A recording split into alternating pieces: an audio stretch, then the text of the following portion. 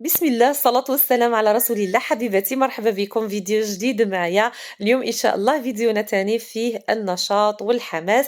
غادي نتشجعوا مع بعضياتنا ونوجدوا تحضيرات اللي قلنا لرمضان إن شاء الله بالنسبة للأخوات اللي راهم متأخرين كيما حالتي. لكن كيما قلت لكم، شكون قال رانا روطار؟ يعني مع التالي ونديروا حالة. المهم أخواتي، بالنسبة لي التحضيرات السابقة كنت شفتوهم معايا. اليوم إن شاء الله غادي نوجد معكم شبح الصفرة، وغادي نوجد معكم لي باركيت مالحين وحلوين بلا بات ماجيك اللي راهي دايره حاله، وغادي نعطيكم رايي فيها بكل صراحه كما تعودتوا عليا دائما. بالنسبه للشبح الصفراء تاع اليوم مش كيما تاع العام اللي فات، مش كيما العام اللي قبله. هذا العام اخواتي غادي يكون بالكاوكاو، ما درتهش باللوز. هذا الكاوكاو. بالنسبه للكاوكاو اخواتي راه يدير 75 في الكيلو. كاوكاو مرحي. حكمت انا شريت قيس 100,000، قلت له وزن لي ب 100,000. جبت هذيك ال 100,000 تاع الكاوكاو، حكمتها فرشتها في صينية فيها ورق الزبدة، ودخلتها للفرن يكون ساخن وطافي. يعني مجرد انها تنشف واحد شوية داك الكاوكاو، ما يبقاش مندي، لانه كي يبقى في الكرتون على بعضه راه يتندى ويلصق على بعضه. فجبته نشفته فقط في الفرن وخرجته خليته يبرد. وحكمت عبرت 3 كيلات تاع الكاوكاو بكيلة تاع السكر ناقصة إصبع، يعني كيلة غير صبع من السكر. وطحنتهم كاع في المطحنة الكهربائية ونزلتهم هكا في الإناء. عندي أنا هاد القصعة تاع الإينوكس. حكمت حطيت فيها هذاك الكاوكاو، بديت نزيد عليه في صفار البيض. أنا هنا ما حطيتش كاع هذاك الكيلو وشوية تاع الكاوكاو، ولا كنت نحط غير بالعقل أخواتي. ندير كمية، مثلا ندير رطل ونخدمه ومن بعد نزيد رطل. تقريبا أنا عندي كيلو رطل، فنخدمت رطل الأول، رطل الثاني، رطل الثالث، وهكذا باش ما تكترش عليا الكمية وتبقى غير تيبس، يعني ما تعجنوش كاع الكمية ومن بعد يبقى لكم هذاك البيض يبس عليهم. لا، خدموا غير بالعقل باش تبقى لكم العجينه تاعكم طريه، تشكلوها ومن بعد تزيدوا تكملوا الكميه اللي موراها، وهكذا. انا خدمت اخواتي هاي الكميه الاولى، خدمتها في الليل الليله الاولى، بيتها غدوه من ذاك قليتها، ومن بعد زدت في الليل الليله الزوجه استخدمت الكميه الثانيه. هيا لا اخواتي، الكميه الاولى تاعي ما شاء الله عليها، طبعتها وكل شيء. وكما قلت لكم ديما طبعوها في نهارها، ما تغلطوش الغلطه اللي كنت نديرها انا، نبيتها وغدوه من ذاك باش نطبعها ونلقى البيض هذا كاع يبس عليها. لا اخواتي، مادام العجينه طريه بصفار البيض، نتوما حكموا اطبعوها. كما قلت لكم اخواتي، عبرت 3 كيلات تاع الكاوكاو مرحي بكيله غير اصبع من، ولا كاس غير اصبع من السكر. من بعد اخواتي بديت نضيف في صفار البيض بالتدريج. بالنسبه للكاوكاو اخواتي يرفد البيض اكثر من اللوز. يعني غادي يدي لكم البيض، خصوصا انا طحت فيه واحد البيض الله يستر، الصفار تاعه صغير، تشوفوا حبه البيض الله يبارك كبيره، لكن من الداخل الصفار تاعها صغير بزاف سبحان الله. المهم اخواتي، استهلكت لي كميه من البيض، لا باس بها. بالنسبه اخواتي الكميه الزوجه هذه هي اللي راني نخدم فيها درك. يعني الكميه الاولى خدمتها وخليتها تبات. ضروري تخلوا الشبح تاعكم يبات عفوا ليله كامله هنا، بعد اللي تخدموه وتشكلوه. يعني كي تعجنوها طبعوها تمتم، بعد خلوهم يباتوا ليله كامله هكا باش ما شاء الله غدوه كي تقلوهم يجوكم ما شاء الله. هيا لا اخواتي، غدا كي بديت نقلي فيهم راني موجده الزيت تاعي، دايرتها في مقله صغيره. وقلت لكم لما ديروا مقله صغيره ما تديلكمش الزيت بزاف. انا تقريبا دات لي قل من 2 كيسان تاع الزيت اللي قليت فيهم، ولا نقول لكم كاس ونص يعني. وتزايدت لي بقات لي المقله معمره اللهم بارك. يعني الزيت كاع اللي قليت فيها هذه الكميه كلها تاع 100,000 تاع الكاوكاو.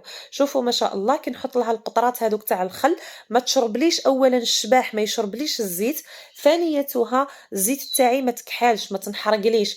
وثالثتها كي نستخدم هذوك لي بابي سيرفييت، كي نخدم هذاك بالورق الماس نمسح هذاك البيض الزايد. وكل شيء اخواتي راه موجود في الطريقه اللي شاركتها معكم في فيديو سابقه، غادي نخليكم الرابط تاعها في صندوق الوصف. شوفوها اخواتي، فيها بزاف التفاصيل اللي غادي تعاونكم، وما تحتاجوش انكم تشوفوا فيديوهات اخرى تاع شبح السفره، لانه فيها الشرح الوافي والكافي تاعها. وما شاء الله نجحت مع بزاف الاخوات. هيا الشبح تاعي بعد اللي قليتها، شوفوا قبل وبعد، زعما نصور لكم القلب هكا. درت لكم القلوب هكا باش نقول لكم نبغيكم بزاف. مهم اخوات، والله لا احبكن في الله، وربي يخليكم ليا وما يحرمنيش منكم كلكم اخواتي. لكم تخلوا لي التعليقات اللي سقسيتوا عليا، اللي تقلقتوا عليا، اللي بعثتوا لي، اللي راسلتوا لي، اللي في قلوبكم دعيتوا لي، نقول لكم أخواتي بارك الله فيكم وأحبكن في الله وإن الله على ما أقول شهيد. هنا أخواتي الكمية كلها بعد اللي قليتها، هيا لا شوفوا الله يبارك خير ربي جات ما شاء الله. شوفوا ما شاء الله 500 غرام شحال تعطيكم؟ يعني ما شاء الله نتوما إذا جبتوا غير 250 غرام تاع الكاوكاو غادي تخرج لكم 500 غرام تاع الشبح. إذا جبتوا 500 غرام تاع الكاوكاو غادي تخرج لكم كيلو تاع الشبح. إذا جبتوا كيلو تاع الكاوكاو غادي يخرج لكم 2 كيلو تاع الشبح. أنا جبت كيلو ورطل تقريبا تاع الكاوكاو خرج لي 2 كيلو ورطل من الشبح. شوفوا أخواتي العلبة تاع كيلو شحال يجي فيها؟ يعني يجي فيها كمية ما شاء الله. وإذا لاحظتوا أخواتي أني أنا ما نحطش في الشباح ما نديرلهش المعطرات والمنسمات، ما نحط له لا فاني لا عطر لا حتى والو، لكن اللي بغيتوا تحطوا نتوما، بغيتوا ديروا مثلا هذا تاع الكاوكاو تحطوا لها العطر تاع اللوز، جيبوا عطر اللوز يعني هذاك لا بات داغون تاع اللوز وحطوا له كميه من اللوز، ننصحكم تحطوا له شويه تاع اللوز المر وشويه تاع اللوز حلو تخلطوهم معاه. هنا اخواتي شوفوا 200 غرام شعال. المهم غادي ندير لكم علبه تاع 200 وعلبه تاع 300 غرام باش نتوما تدوا فكره. هنا اخواتي ضروري انكم تنشفوا شباح الصفرة تاعكم بورق الماس، يعني تقلعوا منه الزيت هذيك الاضافيه. واللي عندها مثلا انا هنا قلت لكم ما دارليش هذوك الزوائد وين اضطريت انني نحكهم هكا في الغربال ولا انني نقراطيهم ولا نهائيا، يعني يخرج ما شاء الله عليه ما فيش بزاف تبعكي كذاك وتبقاي تحكي وتزيدي، يعني خرج ما شاء الله. ها هو الكيلو الزاوج اخواتي، هذا ثاني كيلو من الشباح راني عمرته في العلبه. انا بالعاني درت العلب تاع بو كيلو هذو باه ما يديليش البلاص في المجمد ونبقى ندير بزاف العلب. بغيتوا تحطوه في البلاكار اخواتي حطوه عادي ما يصرالح حتى والو، يبقى معكم مده حتى لشهر في البلاكار يبقى على حاله. هذه العلبه اخواتي تاع 200 غرام، هيا لا اصغر علبه تلقوها في الحانوت هي العلبه تاع 200 غرام. تحطيت فيها 200 غرام يعني تجي واحد العلبه هكا صغيره ظريفه تصلح كهديه تبعثيها مثلا صديقتك ولا جارتك هكا هديه ذوقه هكا. كذلك كاين هذه تاع 300 غرام كذلك تصلح ايضا كهديه، ولا انكم اللي يبغوا يديروا المشاريع مثلا تبغي ديريها مشاريع لك حريه الاختيار. المهم انا هذه 300 غرام وال 200 غرام وزوج علب تاع كيلو هيا لا 2 كيلو و500 غرام من شباح الصفرة ما شاء الله. يعني وجدتها به فيه كما قلت لكم خذكم في دار روطار راني جري باش ندير الامور مادام كما قلت لكم راه عندي الريزو كي كيجي الريزو نحيا اللهم ندير كيما هكا. اللهم لك الحمد.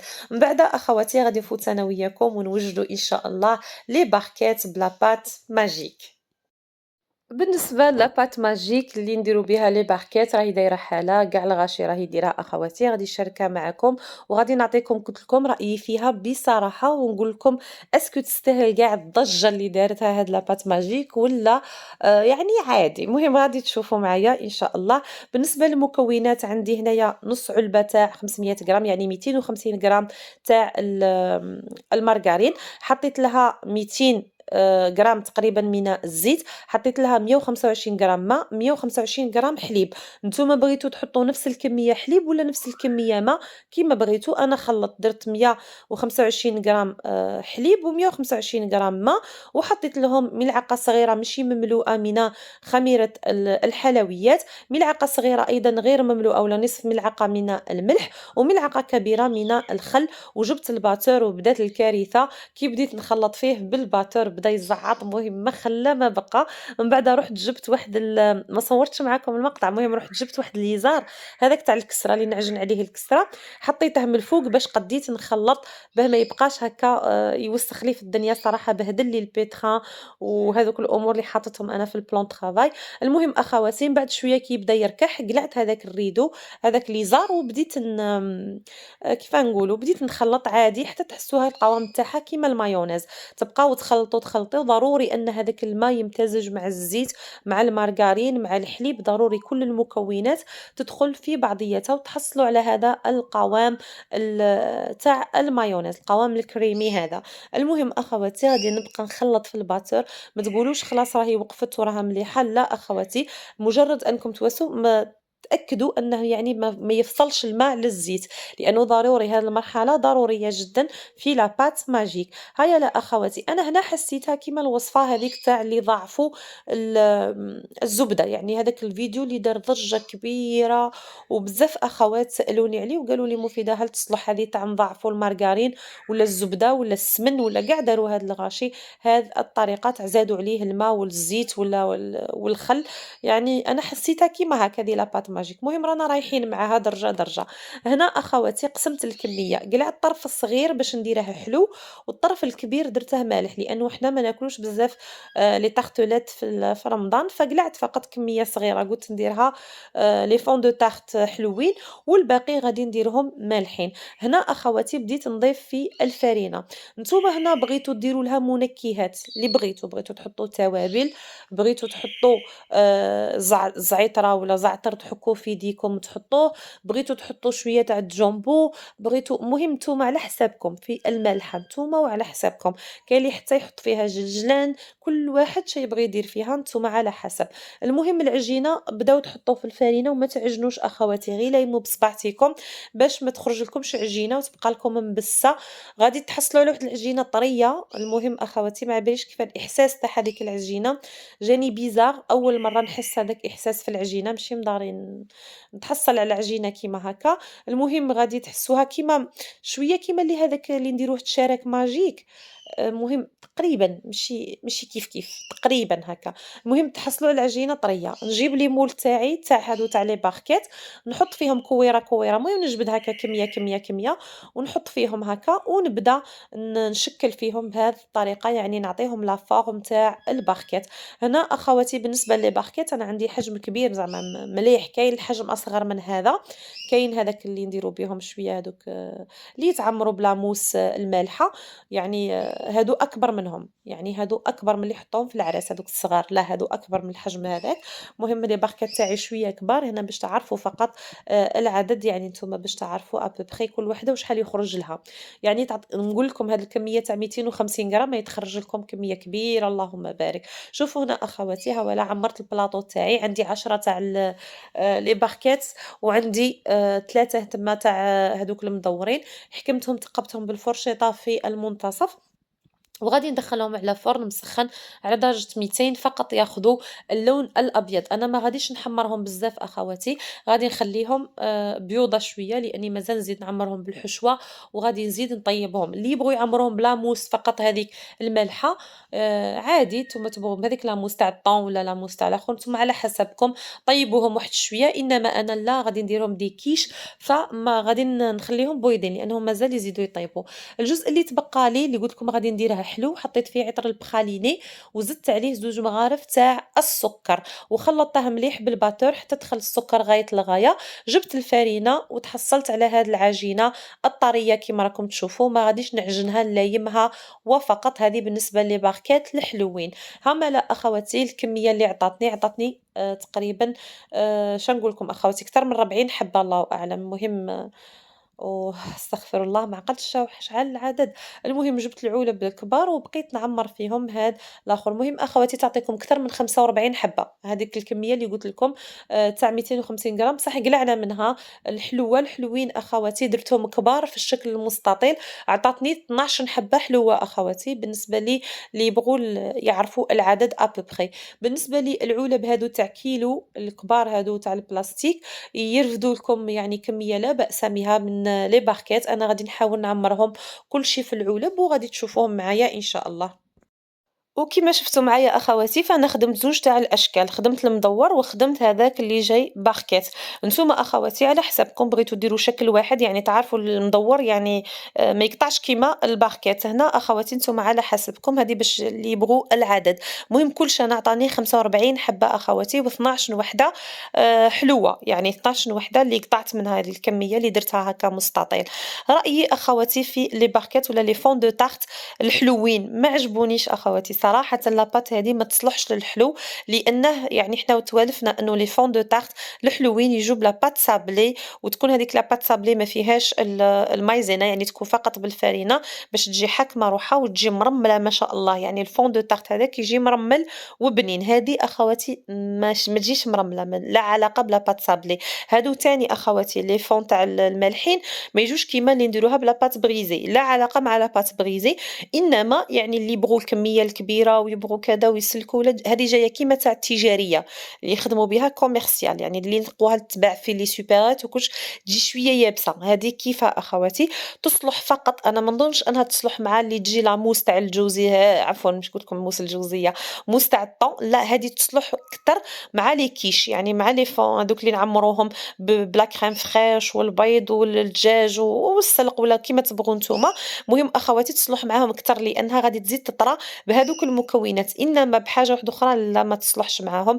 هذا رأيي الصريح فيها. ما يعني اللي يبغوا الاقتصاد ربما يعني غادي نقتصدوا في البنة وفي بزاف صوالح، إنما يبقى البات بريزي والبات صابلي هما التوب. بالنسبة أخواتي للشبح الصفرا غير اعتمدوه تاع الكاوكاو، كذلك يجيكم بزاف هايل ويقطع كمية كبيرة ما شاء الله واقتصادي بارابور تاع اللوز، لكن بنت اللوز لوز والكاوكاو كاوكاو، يعني هذه ديما نقولها لكم باش ما نخلطوش الأمور على بعضياتنا. المهم أخواتي الفيديو تاعنا كمل الآن، بغيت نقول لكم فقط الشيرات اللي بغاو الحماس والنشاط ويحضروا أكثر وأكثر، عندي فيديو أخرى إن شاء الله راني نوجدها وغدا أو بعد غد نحطها لكم أخواتي، غادي توجدوا بزاف صوالح في وقت قياسي إن شاء الله. انتظروني الفيديو القادمة. تحياتي ليكم، نبغيكم بزاف، تنسونيش من لايكاتكم تعليقاتكم وسيرتو دغيوي الخير تاعكم. تحياتي للجميع، أحبكن في الله والسلام عليكم.